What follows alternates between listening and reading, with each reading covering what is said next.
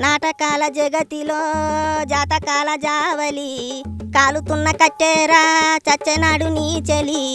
నీటిలో తార ఉండదు, నింగిలో చేప ఉండదు, అందుకే రెచ్చిపోవద్దు, మాటను పొదుపుగా వాడాలి.